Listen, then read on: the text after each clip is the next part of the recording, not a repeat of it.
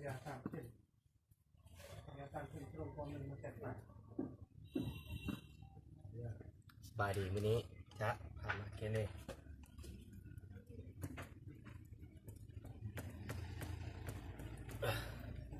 สบายดีมื้อนี้จะพามาเกเรนะวันนี้จะเป็นระบบส้มพุ่น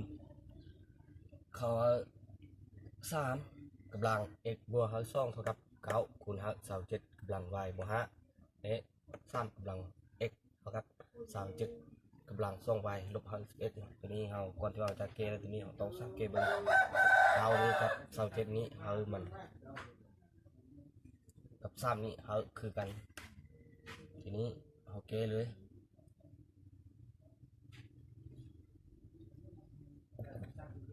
จากระบบสมดุลตรงนี้เขาไม่เป็นสมดุลนี้ก็ได้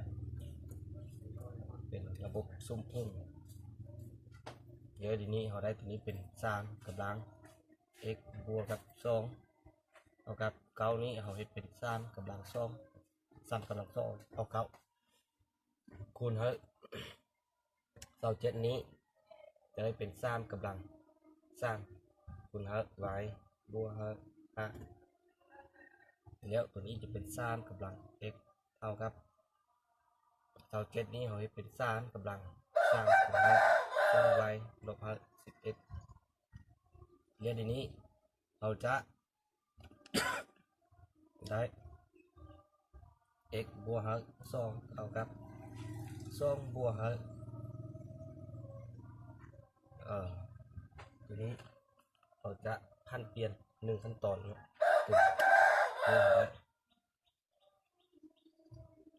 3กำลัง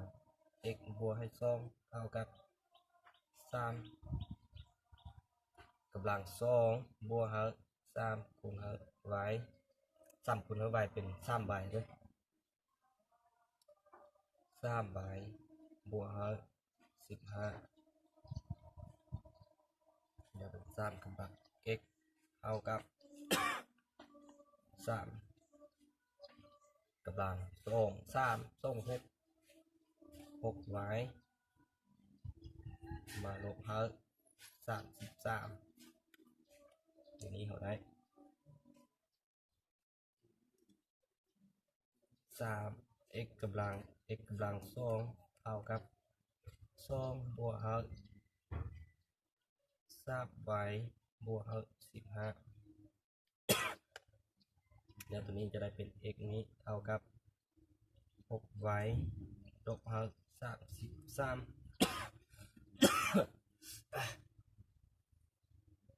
เรียกตัวนี้เราได้ระบบสมดุลตัวนี้ x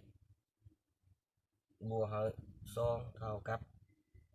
3y บวกให้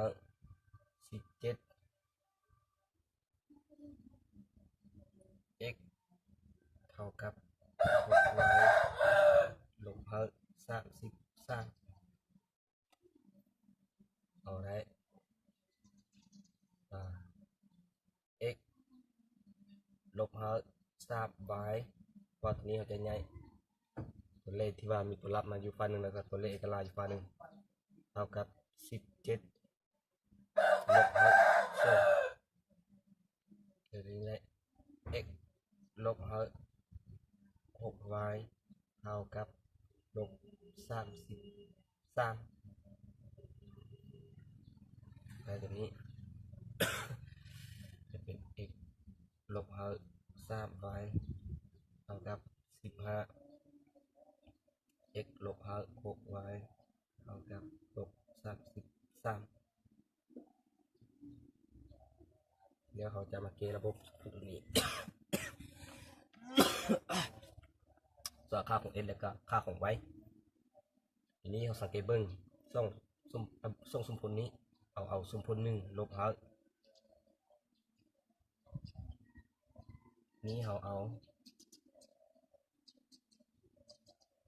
สมผลที่ไม่ตัวนี้เป็นสมผลที่3นี่เป็นสมผลที่4เอาสมผล3มาลบให้สมผล4ได้สมผลมา x ลบให้3y เท่ากับ15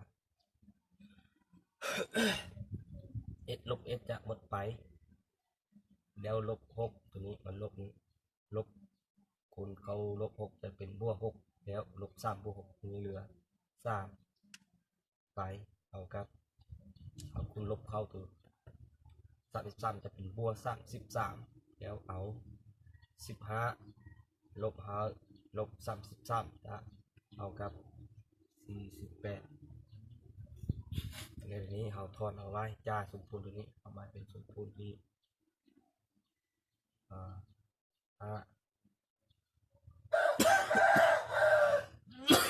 แล้วอันนี้เอามาเป็นสมพูนที่6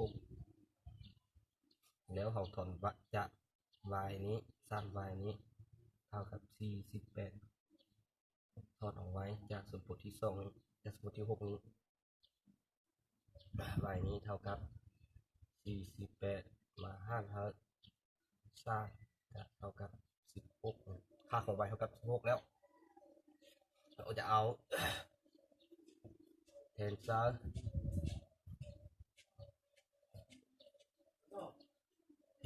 สมพูน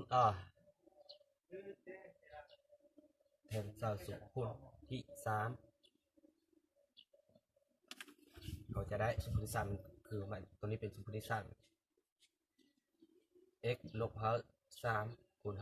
y เท่ากับ16แล้วคูณ16เท่ากับ15เดี๋ยว x นี้ลบ48เท่ากับ15 x นี้เท่ากับ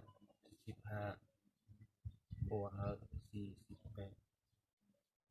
x เท่ากับ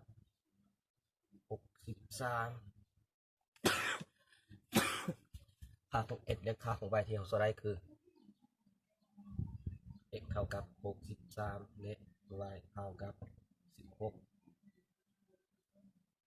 เราจะเอาช่องสมพูนนี้ไปเทนเซอร์ระบบสมพูนว่ามันเท่าหรือบ่เท่าเทนเซอร์สมพูนที่3 4ก็ได้หรือเทนเซอร์สมพูนที่1 2ก็ได้เมื่อเราเอา x นี้เท่ากับ63ไปเทนเซอร์สมพูนที่เทนเซอร์สมพูนที่3เทนเซอร์สมพูนที่3นี้63ลบ3คูณ18เท่ากับ43คูณ16เท่ากับ48แล้วเท่ากับ15แสดงว่าถูกต้องตามความเป็นจริงและจากสมพูนที่4 x เท่ากับ63ลบ6คูณ16เท่ากับลบ33